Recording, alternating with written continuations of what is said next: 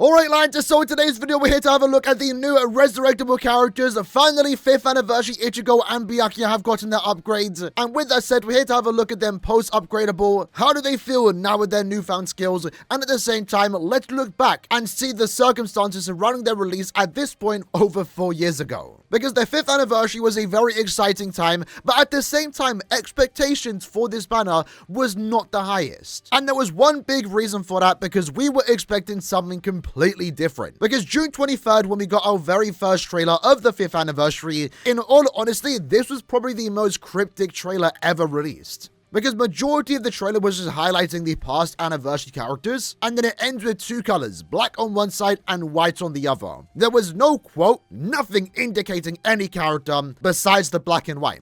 And to be honest, shout out to some people in the community, they actually got it from this trailer. Because the hint here was actually the clash between Ichigo and also Byakuya during the Soul Society fight. I didn't believe it at the time, but that's what it was hinting at. And it was made more clear during our second trailer. This is one of the few anniversaries to be given 2 trailers, and I think in this case it was needed, because while it was an opinion that this could be Byakuya and Ichigo, not everyone, myself included, believed that. The second trailer though was quite obvious. In this case we actually saw the swords clashing, and we also got quotes surrounding the word pride, so it was quite given that it was going to be Byakuya and also Ichigo. And the reason why expectations were lower is because we just received a Bankai Ichigo early that year, basically from the fight between Ichigo and Byakuya. Even though we were 5 years into Brave Souls, this was our 5th anniversary, there still wasn't a mainstay pattern on what to expect during an anniversary. The second and third year were original characters, original designs. The 4th year were canon characters, so going into the 5th anniversary, at least me personally, I was expecting a canon Ichigo and Byakuya. And I wasn't nearly as excited for that because we kind of just again got Ichigo. I mean, no matter the character choice thing, there's always going to be excitement during an anniversary. Usually the quality and the skills for the characters are higher than usual, but I really wasn't looking forward to an Ichigo vs Byakuya Soul Society banner. And that's why when the reveal happened, I know I and many other players in the community were absolutely blown away, because this wasn't a canon anniversary, it was an original anniversary. And in this case, we had the first set of examples of Beyond Bankai characters. Byakuya and also Ichigo came out of nowhere with these very cool, stylish designs. Some of my favorites in the entire game, and the reaction says it itself. Whoa! What is that? What is that?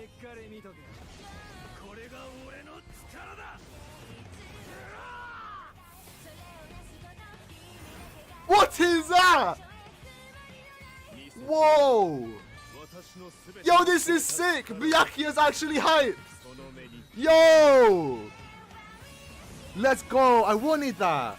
I think many other players had the same reaction. We were all expecting a Byakuya and Ichigo. That wasn't the surprise, but the surprise was it being original characters. And in terms of what these characters offered, we're now looking at them post-resurrection, so they have new skills here. But these characters really were game-breaking, because prior anniversaries, the characters themselves weren't really the greatest. I mean, 2nd anniversary Ichigo was good, 3rd anniversary Okura was also good, likewise with 4th anniversary Mugetsu.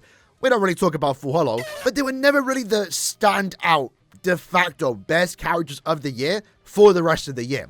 5th anniversary was exactly that, because these characters came with 2 very good killers. In this case, Ichigo had Hollow and Aranka, and the damage output Ichigo had was kind of unheard of for this point. Now, while it might not seem anything super crazy, being given Frenzy +1 and a 60% strong attack damage increase when you have status augments wasn't unheard of. Usually, if you didn't have status augments, you were given a 40% Berserker. If you did have status augments, you were then given 20% Berserker. So Ichigo had a natural higher damage output compared to any other character in the game, on top of the fact that he had status augments, in this case weakening. On top of that, one of the main things these characters introduced was the Marauder skill, Guard Break and also Ignore melee resistance. Now this was kind of game breaking, because at the time, in terms of Guild Quest meta, we only had the normal difficulty, and in the normal difficulty of Guild Quest, the only restriction that the ranged and melee versions of Hollow or Aranka Guild Quest had was the resistance. So because this character ignored the resistance, you were actually able to use them in 4 weeks of guild quests. The melee and ranged Hollow guild quests and the melee and ranged Aranka guild quests. Because they bypassed that resistance, there was no decreased damage taken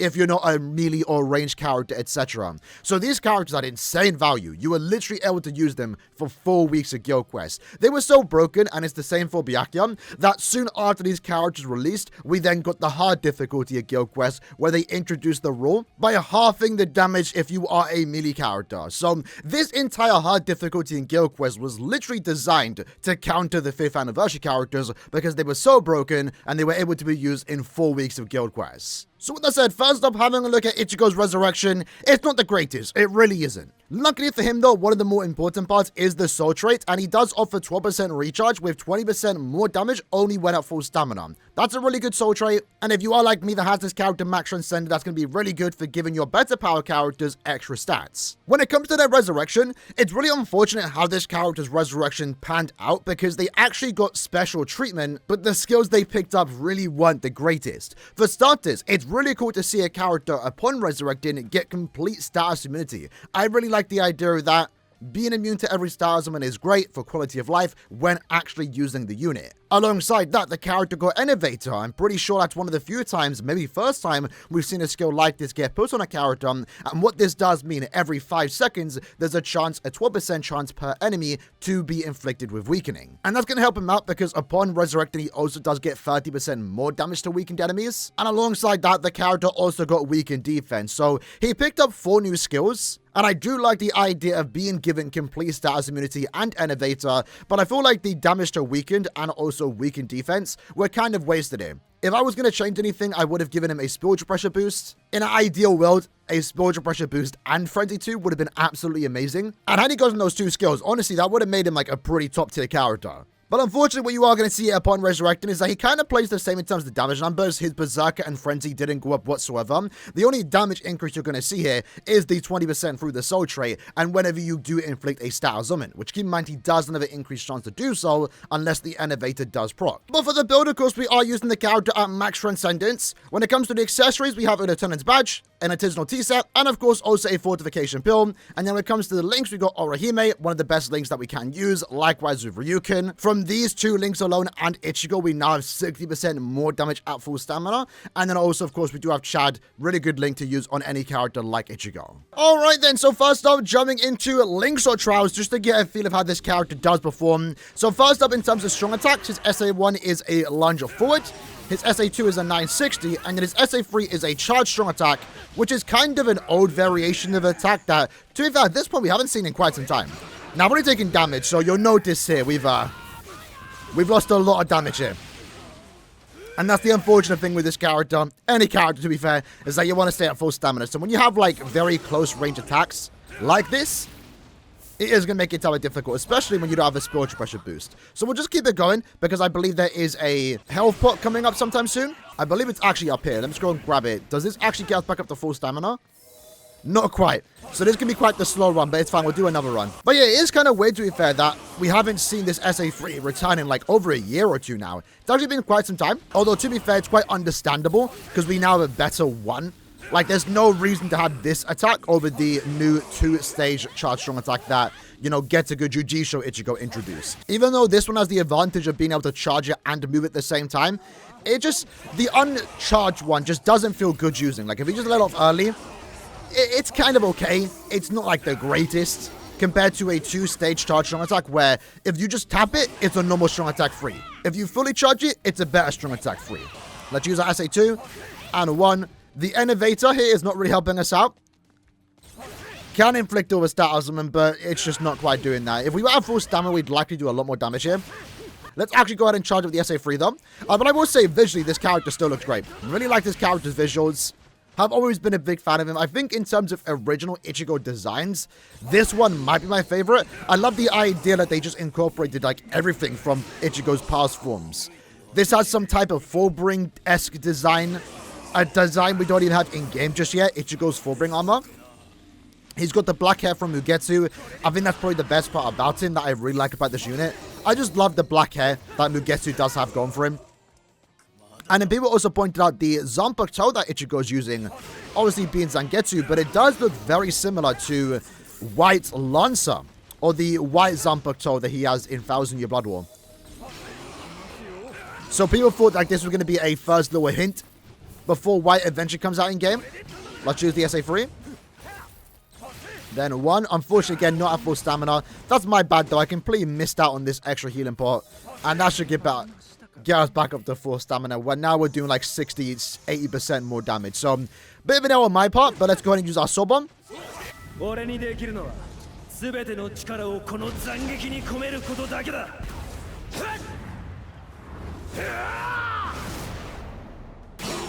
I like the soul bomb. I think it is cool. Him and Byakuya also have a very similar soul bomb direction, I guess is a good way of saying it, where like they're both doing a slash and then it ends off with the slash. In a way, you can look at it as both Ichigo and Byakuya attacking each other at the same time. So in that case, for our first run, very bad run. We took damage. 3-minute clear time. Let's try that again. Alrighty then, so let's try that again. This time, not take damage, right? So let me actually charge up the SA3 and wait for this enemy to come through. Now, one thing that was quite noteworthy with Ichigo's charge strong attack is that it was ahead of him. Normally, strong attack 3s that were chargeable, it was usually around them, so Ichigo had like the range advantage. And having that SA2 into an SA3 was really good for just always dealing damage right in front of you. And again, I can't stress enough how good it was for Ichigo to have Frenzy +1, a 60% Berserker, and also proc weakening. Like, that was literally unheard of. And this was also at the same time, if you haven't already realized, if you weren't playing the game back then, this was kind of the kickstart of anniversary characters being some of the best, de facto, best units in the entire game. Because again, like I mentioned earlier, previous anniversaries, like 3rd anniversary and 4th anniversary, I mean, they brought exciting characters. They brought good characters. No one was really bad, again, besides Full Hollow Ichigo. But the power creep for anniversary characters just really weren't there until 5th anniversary came in. And that then continued on with 6th anniversary, and then 7th anniversary and 8th didn't really push it all too far like 5th and 6th did. But now the 9th anniversary, we've seen it again pushed up again, with Kenley and also Grammy being like just super more powerful when compared to any other character released in that year, right? Might as well go and use our soul bomb now though. The damage to weakening, I guess, is nice, but we really don't get to see the benefits of it. If we had the spiritual pressure boost, we'd likely be able to clear this a lot faster. Because again, damage output-wise, we're really performing like a normal character pre-resurrection. It's only until we get the weakening proc when we start to do a tad bit more damage. Now, we took some damage there, but since we get to use our soul bomb, weren't too bad. We were able to finish up still with a soul bomb and also strong attack. But one thing I'm excited for, like I mentioned when these characters first got data mined to be resurrected, now that they've been resurrected, it does open up the door for them to be potentially getting new remakes. And one of the more exciting things about characters getting remake, especially an anniversary character like Ichigo, is that we get to see a fan favorite form like this have a new potential attack, just new animations in general. I was a big fan of 2nd anniversary Ichigo's remake, the artwork version, and originally I didn't like 2nd anniversary Ichigo all that much, but the artbook version sold it on me. 3rd anniversary Okuro's remake was great, likewise Mugetsu, and also Quincy Ichigo, but mostly looking at the original ones, it's really cool to see an original form just get a new attack, and in a way, new lore added to it, as it opens up the possibilities for what this character can even do in this particular form. Overall though, recapping Ichigo's resurrection, I really like what they kind of did with this unit, giving him the complete styles immunity and the innovator, but unfortunately, weakened defense and damage to weakened enemies doesn't do this character a lot. Bare minimum, he should have been given a spiritual pressure boost, and if I had it my way, I would have given him Frenzy +2 as well, and that would have made him a very fun unit.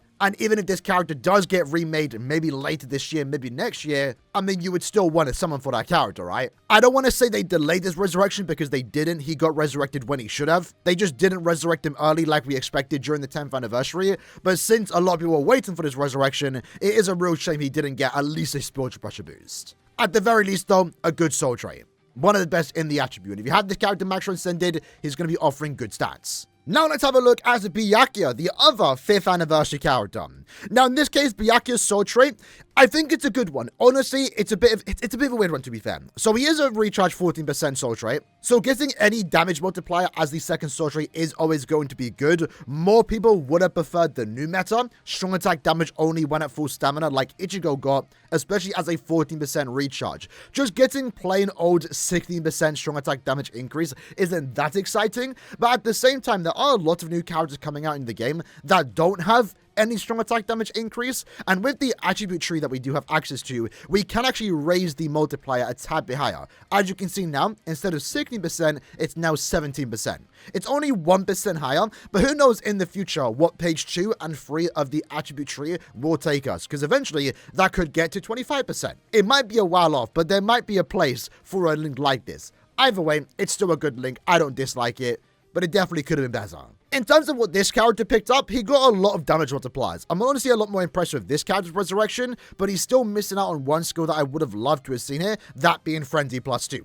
This Byakuya and Ichigo are very similar to the end of year characters that, funny enough, released 6 months after them, but resurrected just last month. That being the 10 years later Ichigo and Rukia, and honestly what they got is what these characters should have gotten. Frenzy +2, spiritual pressure boost. Now, unfortunately, even though Byakuya didn't get Frenzy 2, he still did get a lot of damage multipliers here. Again, he got the 17%, more so 16% strong attack damage. He got the extra 30% damage at full stamina. Keep in mind, also immune to every star element. I do like that. He also did get 50% more damage to enemies not afflicted by an ailment. Again, I think he got a lot of great skills. It just would have been even crazy if he got that with Frenzy 2. Like, they were just really one skill away from being super crazy. Just turn that Frenzy 1 into a 2, have their skills be the exact same, maybe a slight change of Ichigo, and it would have been absolutely crazy resurrections. And as for the build, we're going the exact same like we did with Ichigo, Lieutenant's Badge, T-Sem, and also Fortification Pill, with Ichigo, Bambietta, and also Chad as our links. Alright, so with that said, let's try the character. Now, between us, Byakuya was my favorite of the two, and it was mainly due to what this character newly introduced,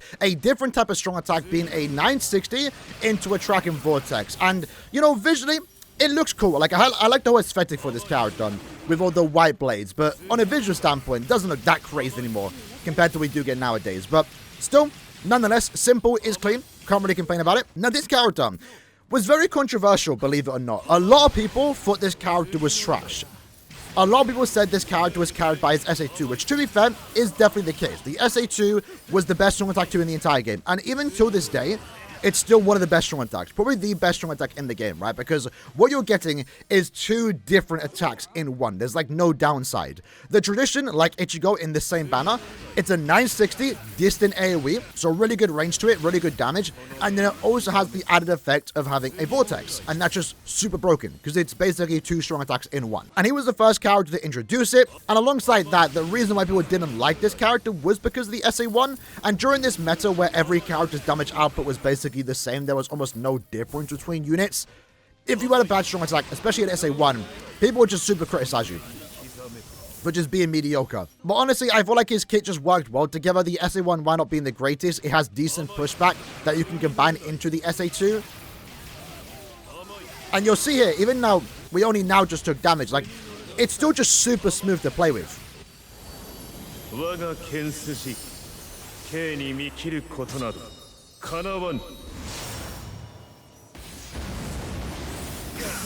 Even with these enemies having iron skin and we cannot go through it, our damage numbers are actually nerfed here. Honestly, even 4 years later, I still prefer playing with this character over Ichigo. Ichigo had a good strong attack here, but he's still a tad bit awkward to play with. Because again, the survivability isn't really there, right? You are like a high risk, high reward technically. With Byakuya, right now he felt more smooth to play with because he just got significantly more damage multipliers, right? Again, Ichigo basically played the exact same unless you're inflicting weakening. Byakuya got like 80% more damage consistently. So even though Byakuya didn't get Frenzy +2, which is what I would have loved to have seen, I think he still overall got a pretty good upgrades. But going back into it, one thing that's worth noting with this character, right, just to show how powerful this SA2 was, we didn't next see this attack for another year with 6th Anniversary Aizen, and that's also what made 6th Anniversary Aizen super exciting, super hype. It was expected that they were going to return this strong attack because it was just super broken, and Aizen having it too with Frenzy 2 and also 2 stat elements was even better. Because Aizen basically was just a 5th Anniversary Byakuya perfected.